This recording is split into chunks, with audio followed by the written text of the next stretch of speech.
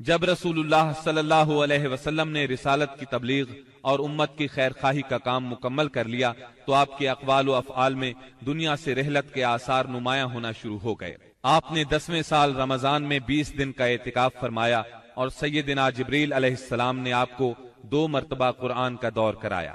آپ نے اپنی صاحبزادی فاطمہ رضی اللہ عنہا سے فرمایا، میں سمجھتا ہوں میرا آخری وقت آ چکا ہے۔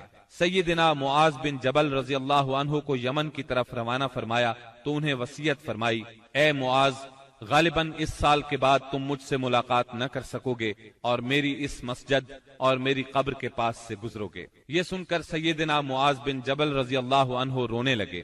آپ نے حجۃ الوداع میں کئی بار کہا، غالباً میں تم لوگوں سے اپنے اس سال کے بعد نہ مل سکوں گا، غالباً اس سال کے بعد حج نہ کر سکوں گا۔ اسی طرح الیوم اکملت لکم دینکم اور اذا جاء نصر اللہ کا نزول اسی بات کا پیغام تھا کہ آپ دنیا میں اپنی مہم سے فارغ ہو چکے ہیں، اور اسی وجہ سے اس حج کا نام حجۃ الوداع رکھا گیا، کیونکہ آپ نے اپنے رب سبحانہ و تعالی کی طرف منتقل ہونے کے لیے لوگوں کو الوداع کہا۔ اوائل سفر 11 ہجری میں آپ احد تشریف لے گئے اور شہداء کے لیے اس طرح دعا کی گویا زندوں اور مردوں سے رخصت ہو رہے ہیں۔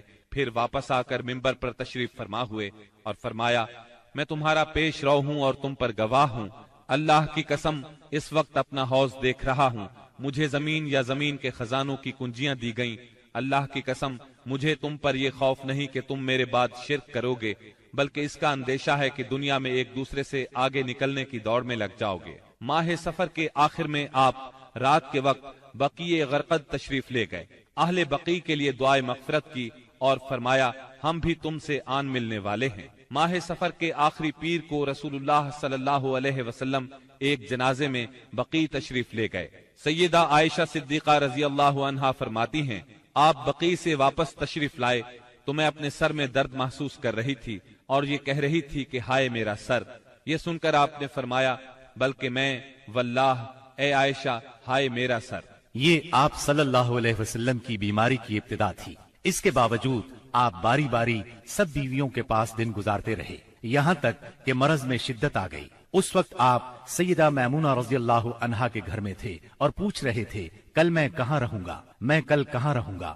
مطلب یہ تھا کہ مجھے سیدہ عائشہ رضی اللہ عنہا کے ہاں رہنے دیا جائے۔ چنانچہ ازواج مطہرات نے اجازت دے دی کہ آپ جہاں چاہیں رہیں۔ آپ سیدنا فضل بن عباس اور سیدنا علی رضی اللہ عنہما کے سہارے پاؤں زمین پر گھسیٹتے ہوئے نکلے اور سیدہ عائشہ صدیقہ رضی اللہ عنہا کے گھر منتقل ہو گئے۔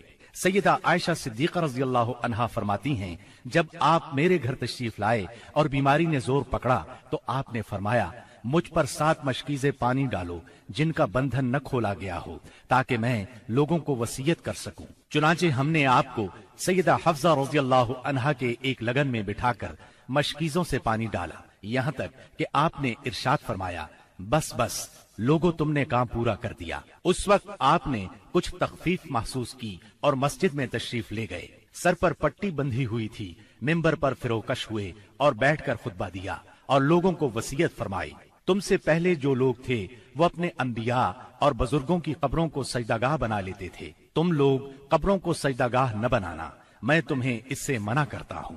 اور فرمایا، یہود و نصارہ پر اللہ کی لعنت، انہوں نے اپنے انبیاء کی قبروں کو سجدہ بنایا۔ مزید فرمایا، تم لوگ میری قبر کو بت نہ بنانا کہ اس کی پوجا کی جائے۔ پھر آپ نے خود کو قصاص کے لیے پیش کیا، انصار کے متعلق خیر کی وصیت فرمائی۔ پھر فرمایا، ایک بندے کو اللہ نے اختیار دیا کہ وہ دنیا کی چمک دمک اور زیب و زینت میں سے جو چاہے لے لے، یا اللہ کے پاس جو کچھ ہے اس کو اختیار کرے، تو اس بندے نے اللہ کے پاس جو کچھ ہے اس کو اختیار کیا ہے۔ سیدنا ابو سعید خدری رضی اللہ عنہ فرماتے ہیں، یہ سن کر ابو بکر صدیق رضی اللہ عنہ رونے لگے اور فرمایا، ہم اپنے ماں باپ کے ساتھ آپ پر قربان۔ ابو سعید خدری رضی اللہ عنہ فرماتے ہیں، ابو بکر صدیق رضی اللہ عنہ کی اس بات پر ہمیں حیرت ہوئی، لیکن چند دن بعد معلوم ہوا کہ جس بندے کو اختیار دیا گیا تھا وہ خود رسول اللہ صلی اللہ علیہ وسلم تھے، اور ابو بکر ہم سب سے زیادہ صاحب علم تھے کہ بات کو اسی وقت سمجھ گئے تھے۔ اس کے بعد رسول اللہ صلی اللہ علیہ وسلم نے ابو بکر صدیق رضی اللہ عنہ کی تعریف کی اور ان کے دروازے کے سوا مسجد میں کھلنے والے تمام دروازے بند کرنے کا حکم فرمایا۔ اسی دن آپ نے وصیت کی کہ یہود و نصارہ اور مشرکین کو جزیرۃ العرب سے نکال دیا جائے اور وفد کو اسی طرح نوازا جائے جس طرح آپ نوازا کرتے ہیں۔ آپ نے نماز، غلاموں اور لونڈیوں کے بارے میں بھی وصیت فرمائی اور فرمایا، میں تم میں دو چیزیں چھوڑ رہا ہوں، جب تک ان دونوں کو مضبوطی سے تھامے رہو گے ہرگز گمراہ نہیں ہوگے، کتاب اللہ اور میری سنت۔ مرض کی شدت کے باوجود آپ نمازیں خود پڑھاتے رہے، لیکن اس دن یعنی جمعرات کو جب عشاء کا وقت ہوا تو آپ نے لگن میں غسل فرمایا تاکہ مرض میں کمی ہو جائے۔ اٹھنے لگے تو غشی طاری ہو گئی، پھر افاقہ ہوا تو دوبارہ غسل فرمایا، پھر اٹھنے لگے تو اس بار بھی غشی ہو گئی، تیسری بار غسل فرمایا، اٹھنے لگے تو پھر غشی طاری ہو گئی۔ آخر آپ نے ابو بکر صدیق رضی اللہ عنہ کو کہلا بھیجا کہ وہ لوگوں کو نماز پڑھائیں۔ چنانچہ اس وقت سے بقیہ ایام میں ابو بکر صدیق رضی اللہ عنہ نے نماز پڑھائی۔ آپ کی حیات مبارکہ میں ابو بکر صدیق رضی اللہ عنہ نے 17 نمازیں پڑھائیں۔ ہفتہ یا اتوار کو رسول اللہ صلی اللہ علیہ وسلم نے کچھ افاقہ محسوس فرمایا، چنانچہ 2 آدمیوں کے سہارے سے ظہر کی نماز کے لیے تشریف لے آئے۔ اس وقت سیدنا ابو بکر صدیق نماز پڑھا رہے تھے۔ آپ کی آمد کو محسوس کرتے ہی ابو بکر صدیق پیچھے ہٹے، لیکن آپ نے اشارے سے روک دیا اور پھر ابو بکر صدیق رضی اللہ عنہ کے پہلو میں بیٹھ کر نماز پڑھائی۔ اس نماز کی صورت یہ تھی کہ آپ کو دیکھ کر ابو بکر صدیق اور ابو بکر صدیق کو دیکھ کر دوسرے لوگ نماز کے ارکان ادا کرتے جاتے تھے۔ 12 ربیع الاول پیر کے دن حجرہ مبارک سے آپ نے پردہ اٹھا کر دیکھا تو صحابہ فجر کی نماز میں خشوع اور خضوع سے مشغول تھے۔ یہ منظر دیکھ کر آپ خوشی سے مسکرا دیے۔ مسلسل علالت کے باعث کمزوری بہت ہو گئی تھی۔ سیدہ عائشہ صدیقہ رضی اللہ عنہا کا سہارا لے کر لیٹ گئے۔ اسی روز یا اسی ہفتے میں کسی روز آپ نے سیدہ فاطمہ رضی اللہ عنہا کو بلایا اور کچھ سرگوشی کی، وہ سن کر رونے لگی، پھر کچھ سرگوشی کی تو وہ ہنسنے لگی۔ سیدہ عائشہ نے پوچھا تو چھپا گئیں، لیکن نبی صلی اللہ علیہ وسلم کی وفات کے بعد انہوں نے بتایا کہ پہلی مرتبہ آپ صلی اللہ علیہ وسلم نے فرمایا تھا کہ آپ اپنے اسی مرض سے وفات پا جائیں گے۔ یہ سن کر میں روئی۔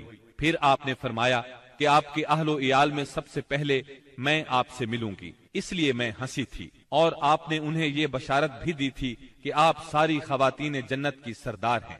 دن جیسے جیسے چڑھ رہا تھا آپ پر بار بار غشی طاری ہو رہی تھی۔ سیدہ فاطمہ رضی اللہ عنہا یہ دیکھ کر بولی، ہائے میرے باپ کی بے چینی۔ آپ نے ان کے الفاظ سنے تو فرمایا، آج کے بعد تمہارا باپ کبھی بے چین نہیں ہوگا۔ پھر آپ نے حسن اور حسین رضی اللہ عنہما کو چوما، ازواج مطہرات کو بلا کر وعظ و نصیحت فرمائی۔ ادھر لمحہ بلمحہ تکلیف بڑھتی جا رہی تھی اور اس زہر کا اثر بھی ظاہر ہونا شروع ہو گیا تھا۔